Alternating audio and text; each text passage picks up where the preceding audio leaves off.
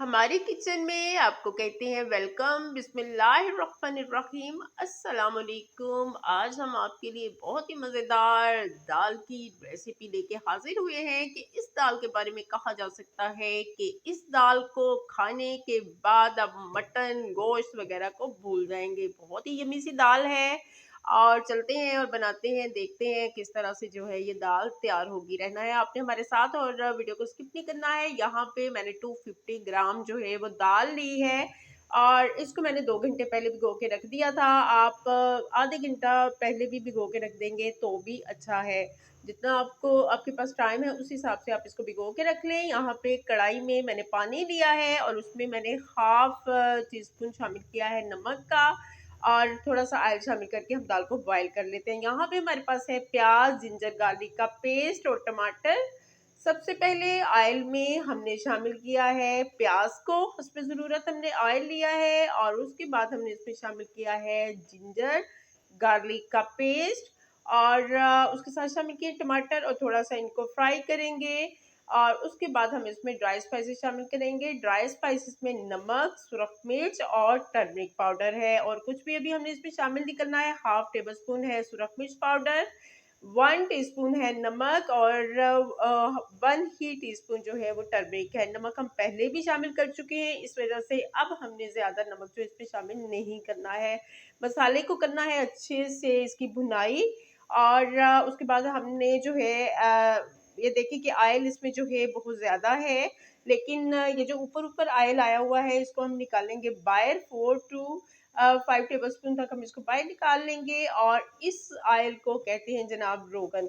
और ये रोगन बाद में हमारे काम आएगा। मसाले की हम भुनाई करते हैं, मज़ीद करते हैं और इसमें पानी का छींटा लगाएँगे ताकि मसाला हमारा जलने नहीं पाए और उसके बाद इसमें हम शामिल कर देंगे बॉयल की हुई दाल।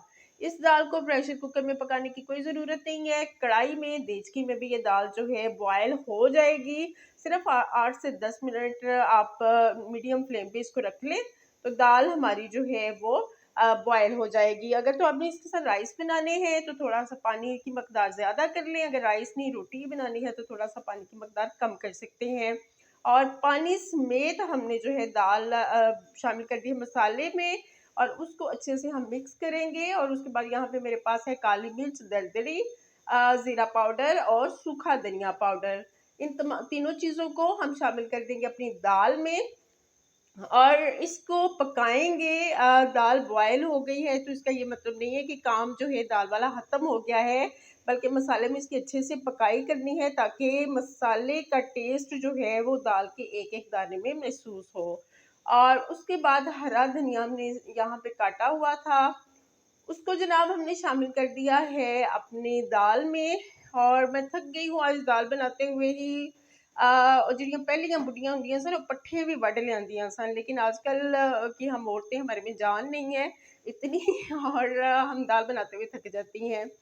तो वो कहते हैं ना, ना ओहो जियां खुराकां रहियां, ना ओहो जियां मज्जां रहियां ते ना ओहो जियां गल्लां रहियां। खैर दाल को हम पकाते हैं और यहाँ पे हमारे पास है हरी मिर्च कटे हुए कुछ टुकड़े और गोल सुरख मिर्च है और उसके साथ है जिंजर। जिंजर को हमने लंबाई में काट लेना है। ये जो हमने रोगन निकाला था उसको हमने पैन में शामिल करना है। उसमें हमने शामिल की हैं जनाब सब्ज़ मिर्चें और जिंजर और उसके साथ हम शामिल करेंगे गोलाई वाली सुरख मिर्चें। ये मुझे बहुत मज़े की लगती हैं और जब इनको फ्राई करते हैं तो इनका टेस्ट भी बहुत ही आला होता है, तो इसको ज़रूर शामिल करें और अगर नहीं है तो इसको स्किप कर सकते हैं। लेकिन अगर हैं तो ज़रूर शामिल करें और इसको हम थोड़ा-सा रोस्ट करेंगे। रोस्ट करने के बाद हम शामिल कर देंगे अपनी दाल में और दाल को अच्छे से हम कर लेंगे मिक्स। और लीजिए जनाब हमारी मज़ेदार सी यम्मी यम्मी सी अ, दाल जो है वो रेडी है और ये है इसकी फाइनल लुक। अ, अगर आपको रेसिपी अच्छी लगी हो तो फीडबैक दीजिएगा। हमारी दाल जो है देखने में अच्छी लग रही है, यकीनन आपको भी अच्छी लग रही होगी, लेकिन टेस्ट भी इसका लाजवाब है। मैंने थोड़ी-सी टेस्ट की है। अगर आपको भी इस तरह की दाल बनानी है तो हमारी रेसिपी को फुल वॉच करें, हमारी वीडियो को फुल वॉच करें। इससे हमारी सपोर्ट भी होगी और आपको भी मज़ेदार सी दाल जो है वो खाने को मिलेगी। तो दुआ में याद रखिएगा, रहिएगा हमारे साथ टिल देन नेक्स्ट वीडियो। आपसे चाहते हैं इजाज़त। फ़ी अमान अल्लाह। अल्लाह हाफ़िज़।